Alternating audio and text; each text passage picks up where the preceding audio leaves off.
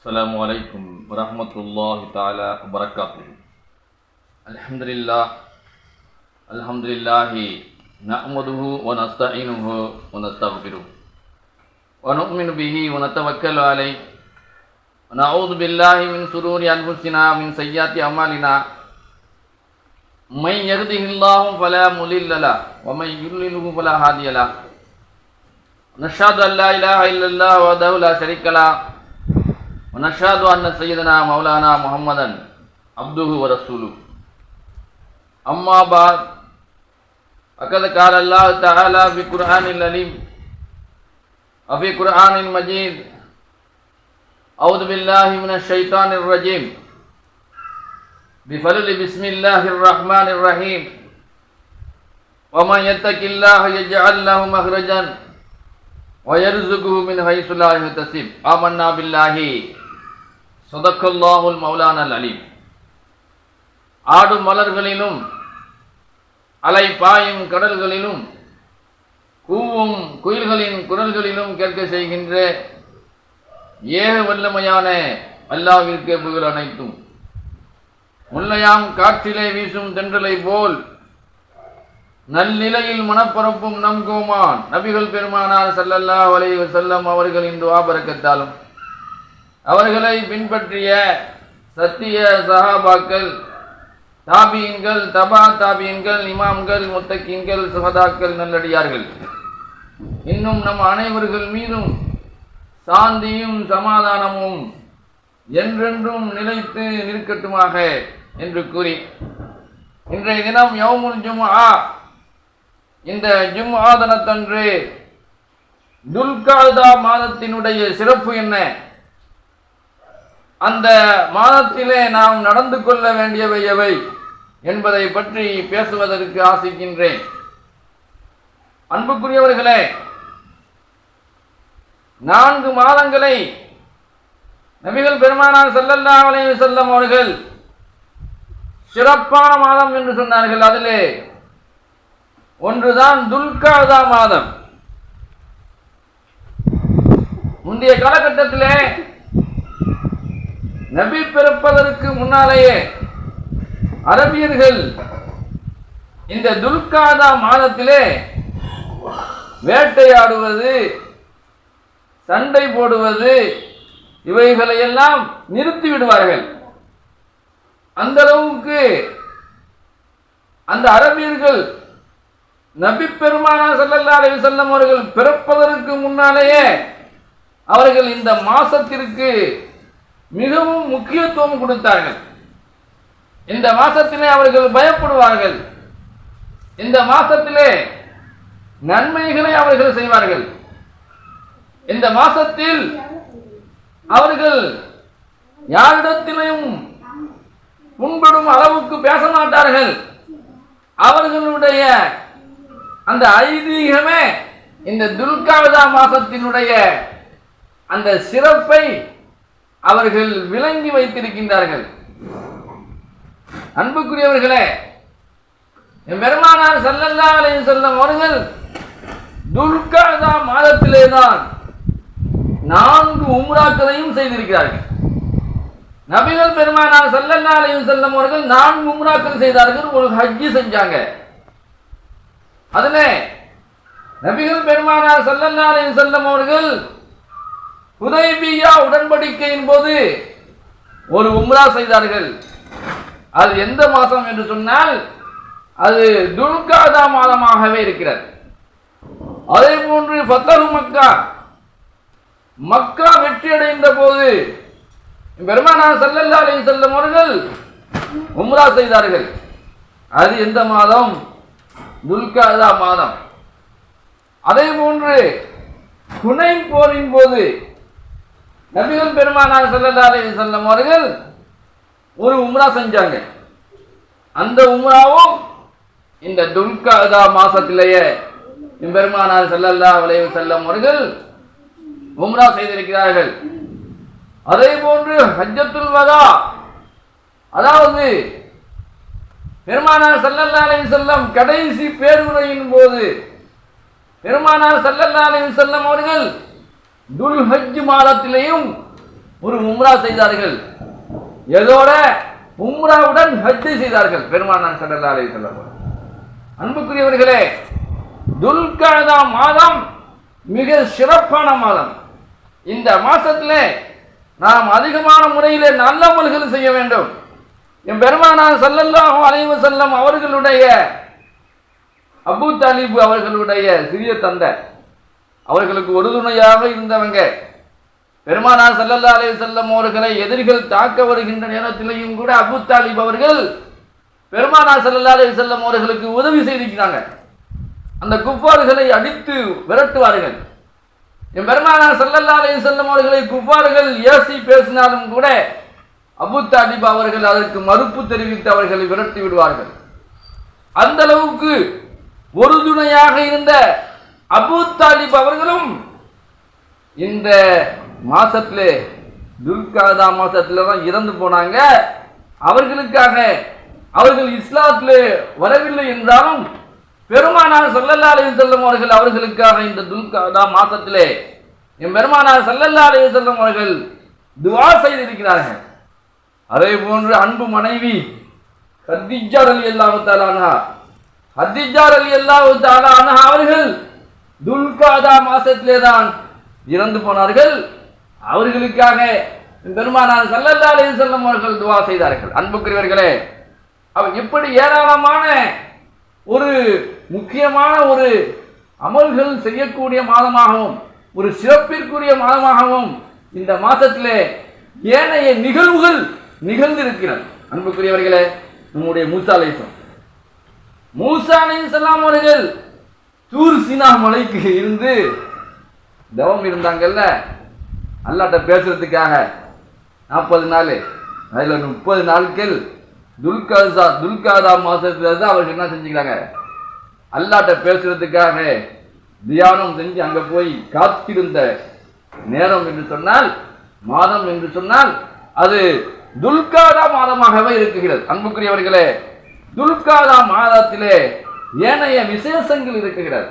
இந்த மாசத்துல நம்ம என்ன செய்யணும், நல்ல அமல்கள் செய்வதிலையும் குர்ஆன் ஓதுவதிலையும் தஸ்பீஹாத் செய்வதிலையும் நல்லபடி நன்மைகளை சேகரிக்கக்கூடியது எவைகளெல்லாம் இருக்குகிறதோ அவைகளையெல்லாம் இந்த துல்கஅதா மாசத்திலே செய்வது சால சிறந்ததாக இருக்கிறது. ஏனைய முன்னோர்களும் இந்த துல்கஅதா மாசத்திலே நல்ல அமல்கள் செய்து வந்தார்கள். சாலிஹீன்களாக இருந்தாலும் சரி, முத்தகீன்கள், சுஹதாக்கள், நல்லடியார்கள் எல்லோரும் இந்த துல்கஅதா மாசத்தை மிகவும் சிறப்பான மாசமாக கருதி, அதுக்காக மற்ற மாசங்கள்லாம் சிறப்பு இல்லையா என்றால் எல்லா மாசத்துக்கும் சிறப்பு இருக்குது.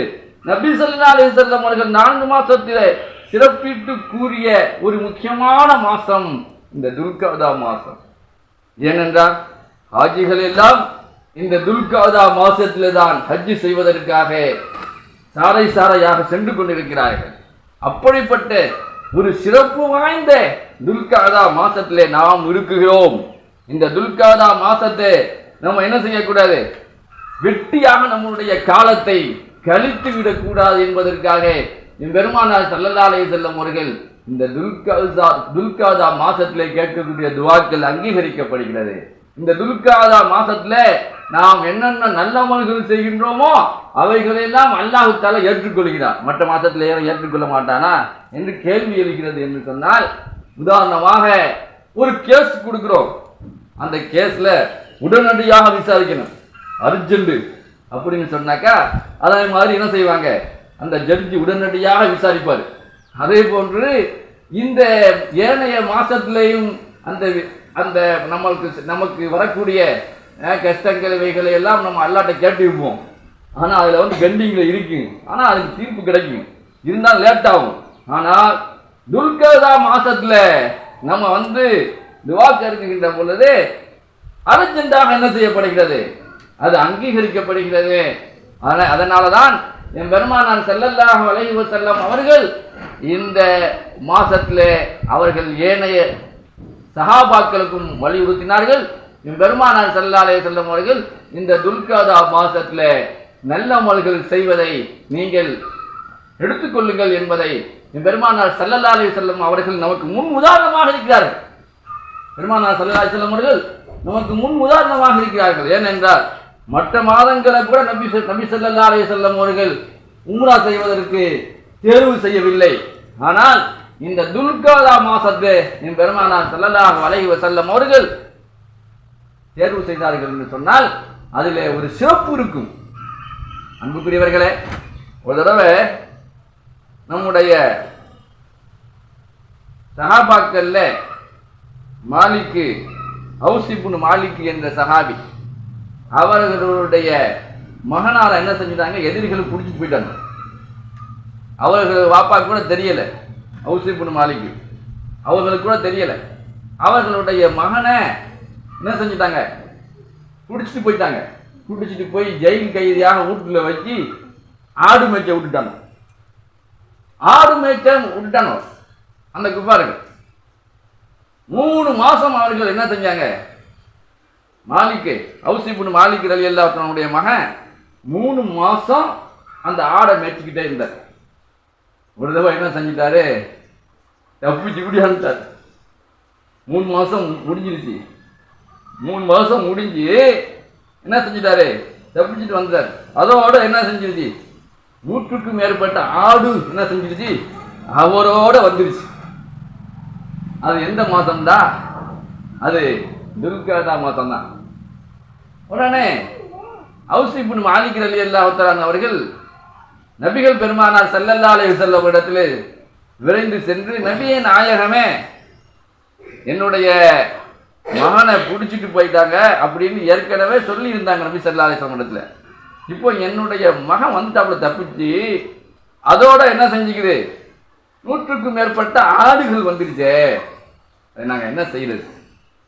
அவர் என்னண்டாக்கா, உதாரணமா ஒரு ஆட்டையோ மாட்டையோ அதற்கு வைக்கோல் இலைத்தலையை பறித்து போட்டு அதை அன்பான முறையிலே வளர்க்குகின்ற பொழுது அது என்ன செய்யும், பாசப்பிடை போட அந்த வேலை செய்யக்கூடியவன் அதை அவன் விட்டுட்டு போனானே, அந்த இடத்த விட்டுட்டு போனானே, அவன் பின்னாலே ஓடு. அதை போன்றுதான் இவர் அந்த ஆடை மேய்ச்சிக்கிட்டே இருந்து அதுக்கு நல்ல இலைத்தலைகள்லாம் பருத்தி போட்டதன் காரணமாக அன்பை அந்த ஆட்டின் மீது பரஸ்பரமாக அதில் செலுத்தியதன் காரணமாக அந்த ஆடு என்ன செஞ்சிருச்சு, அவரோட வந்துருச்சு. இப்போ நபிகள் நாயகம் ஸல்லல்லாஹு அலைஹி வஸல்லம் சொன்னாங்க, இந்த ஆடு உங்களுக்கு சேர்ந்ததுதான். அல்லாஹ் சொல்றான்ல, உம்மன் யத்தகில்லாஹ யஜ்அல் லஹு மக்ரஜன் வ யர்ஸுகுஹு மின் ஹைஸு லா யஹ்தஸிப். யார் அல்லாஹ்வை அஞ்சி நடந்து பயபக்தியுடன் இருந்து அவர் என்ன செய்கிறாரு, ஒரு நல்ல சம்பாத்தியத்தை தேர்வு செய்கிறார் என்று சொன்னால், அதற்கு பகரமாக அல்லாஹ் தஆலா என்ன செய்யறான், ரிஸ்க் அவன் தான் கொடுக்குறான், அவன் தந்தது தான். அதனால அந்த ஆட்டை நீங்க என்ன செய்யணும், நீங்கள வச்சுக்கிட்டா என்று என் பெருமானார் ஸல்லல்லாஹு அலைஹி வஸல்லம் அவர்கள் அந்த ஹவுஸ் இப்னு மாலிக் ரலியல்லாஹு தஆலா அன்ஹு அவரிடத்திலே என் பெருமானார் ஸல்லல்லாஹு அலைஹி வஸல்லம் சொன்னார். அன்புக்குரியவர்களே, அந்த ஆடு எப்போ வந்துச்சுங்க, அந்த ஆடு கனிமத்து, அந்த பொருள், அது ஒரு பொருள் தானே, அது நமக்கு ஒரு மிகப்பெரிய நன்மை தரக்கூடியது, அது ஒரு பொக்கிஷம் தானே. ஒரு ஆட்டை விற்றா எவ்வளோ காசு கிடைக்கும். அந்த அவங்க காலகட்டத்தில் ஒரு 100 திரகமாக இருக்கட்டேன், இல்லாட்டி 50 திரகமாக இருக்கட்டேன், அப்போ 100 ஆடு வந்துக்குதே, அது அவர்கள் செல்வாக்கு கிடையாதா? அப்போ அன்புக்குரியவர்களே, அல்லாஹ் தஆலா அவர்களுக்கு அந்த ஒரு நியாமத்தை வழங்கினா, அது அந்த நியாமத்து கொடுக்கப்பட்ட மாசம் அந்த துல்காதா மாசம். அன்புக்குரியவர்களே, துல்காதா மாசத்திலே பல்வேறு சிறப்புகள் இருக்கிறது. அந்த சிறப்பை நாம் எப்படி அடைகிறதுங்க, எதன் மூலமா அடையணும்? பல்வேறு வழிவகைகள் இருக்குகிறது. அந்த வழிவகையை நம்முடைய மார்க்கம் சொல்லித் தருகிறது. ஏனைய முன்னோர்கள் இந்த துல்காதா மாசத்திலே அவர்கள் என்ன செஞ்சுக்கிறாங்க, நன்மையை அதிகரித்திருக்கிறாங்க. நமக்கு நன்மையை பெறுறதுக்கு பல வகை இருக்குது. அதில் உதாரணமா ஒரு மனுஷன் கடன் பட்டுட்டான், இன்னும் ஒரு செல்வந்தராக இருக்கிறாரு, அவர் என்ன செய்யணும், அந்த கடன் பட்டவருக்கு உதவி செய்கின்ற பொழுது அவர் செய்த பாவத்தை எல்லாம் மன்னிச்சிடுவான். அதே போன்று அவர் செய்த அந்த சதக்கத்துல் ஜாரியா அவருக்கு மறுமையில வழங்கப்படும். அன்புக்குரியவர்களே, அது இந்த மாசத்துல நம்ம எந்த அளவுக்கு தான தர்மங்கள் செய்யணுமோ அந்த அளவுக்கு தான தர்மங்கள் செய்யணும். நம்ம இடத்துல பாவங்கள் அதிகமா இருக்கிறது என்று சொன்னால் தௌபா செய்யணும் இந்த மாசத்துல, இந்த துல்காதா மாசத்துல. அதே போன்று என் பெருமானார் ஸல்லல்லாஹு அலைஹி வஸல்லம் அவர்கள் துல்காதா மாசத்துக்கு அடுத்து சிறப்பு மாசம் ஹஜ்ஜி மாசம். ஹஜ்ஜி மாசத்துல என் பெருமானார் ஸல்லல்லாஹு அலைஹி வஸல்லம் ஒரு ஹஜ்ஜி தான் செஞ்சாங்க. அதில் இறுதி பேருரை கூட ஆட்டினாங்க, ஹஜ்ஜத்துல் வதான்னு சொல்றது. அந்த அந்த நேரத்தில் இறுதி பேருரையின் போது என் பெருமானார் ஸல்லல்லாஹு அலைஹி வஸல்லம் அவர்கள் உம்மத்துகளுக்காக அவர்களுடைய உம்மத்துகளுக்கு ஹாஸான முறையில் அல்லாஹ்ட்ட துவா செஞ்சாங்க. யா அல்லாஹ், என்னுடைய உம்மத்துகள் எல்லோரும் சொர்க்கத்துக்கு வரணும், என்னுடைய உம்மத்துகள் எல்லோரும் சொர்க்கத்துக்கு வரணும், என்னுடைய உம்மத்துகள் நரகத்துக்கு அதிகமாக போயிடக்கூடாது என்று நிறைய போதனை செஞ்சாங்க.